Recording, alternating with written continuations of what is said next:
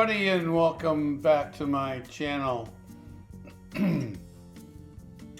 Thanks for watching, and don't forget to like and subscribe.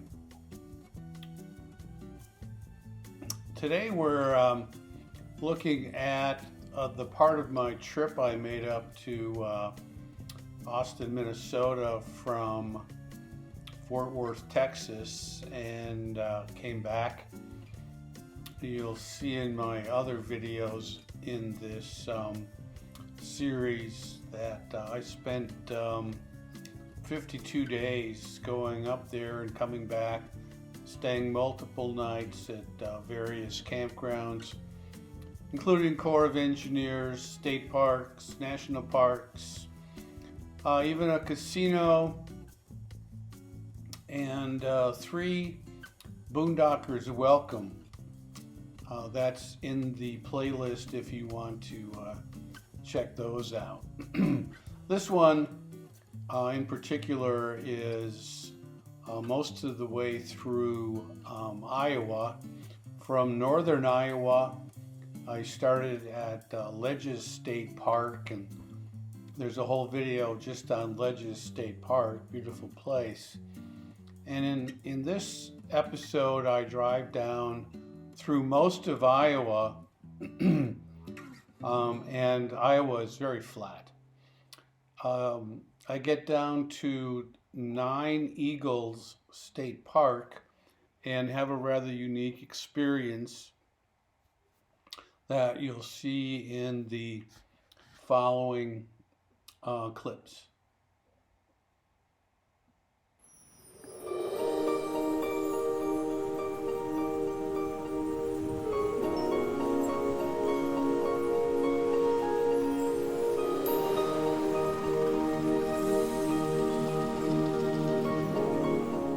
So here the footage is showing I-35 going southbound.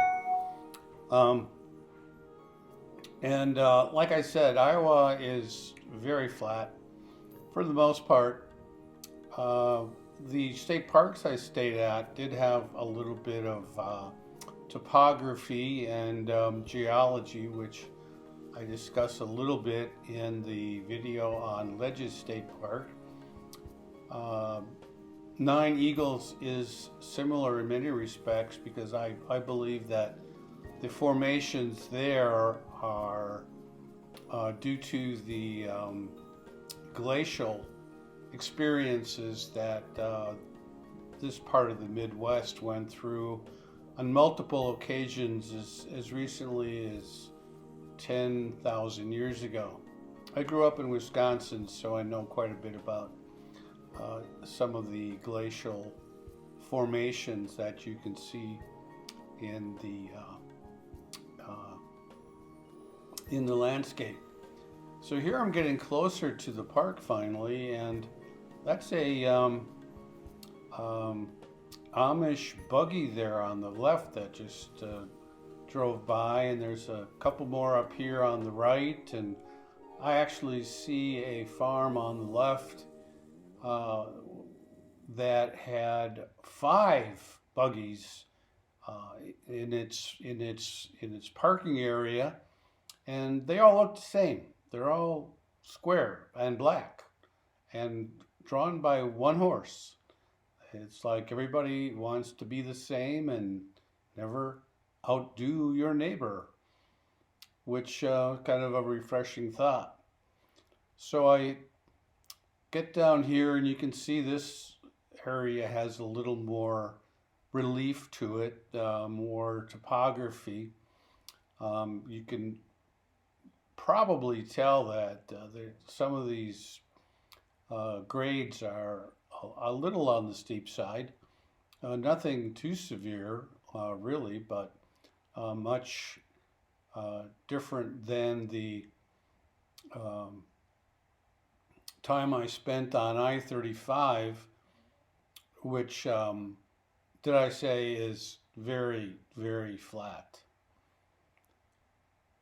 So I found myself in this state campground, and I had just found it on RV Trip Wizard, And I talk a little bit about that in some of my other videos if you're interested. I'll dedicate a whole video to RV Trip Wizard, which I use very extensively in my trip planning. It helps me find the parks I want to camp at. It helps me plot the course, and helps me even make the reservations to make sure that when I get there, I have a place to stay. Now here you'll notice there is nobody else in this park but me. This is one loop out of several in this park, and I was the only person there. The only people I saw were a couple of people driving through, just looking at things, and I found that really nice. I actually stayed there 2 nights. Decided to stay a second night because I had the whole place to myself. And here we have some more footage from my bike cam, my GoPro Session 5 on the handlebar. And I chose to speed it up to 8x just to try to condense it down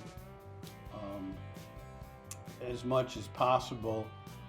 This will still give you a very good impression of just what the area is like and the weather. It was kind of overcast here in the middle of November, but all in all, really pleasant. It's a very large park. I think it's over 1,000 acres. There's more at the very end from the brochure about Nine Eagles State Park, but here I'm slowing things down a little bit as I come down to the lake, and it's a pretty big lake too. And I ran into a couple of people, which I was glad to see because I kind of felt like I was someplace I shouldn't be. But there were a few people there, and the weather wasn't the greatest, and it just was very peaceful, calm, and quiet.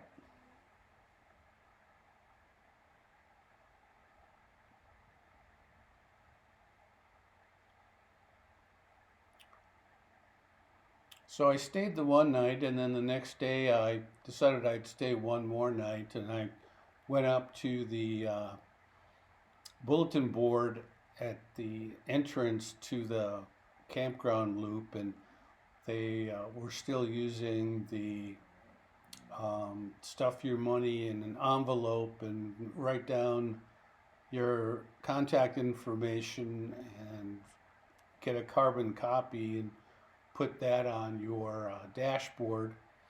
And I believe it was very reasonable. I think $12 a night, and they had electricity, but if I remember correctly, the water was turned off. And as the weather wasn't really that pleasant, what I decided was I was going to take off the next day. But before I left, I did have a chance to get a couple of shots of the wildlife in the area.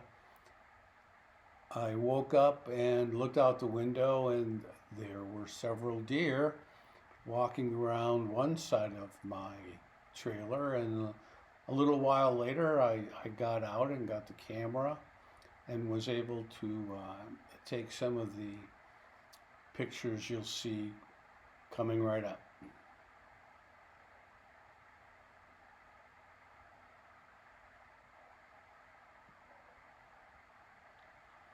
I've added some free music from the YouTube studio to this video for the first time. If you like it, let me know. I'll see if I can find some more. This is the loop that I stayed at, and as you can see, it's totally empty. I didn't. The restrooms appeared to be open, but I didn't use them.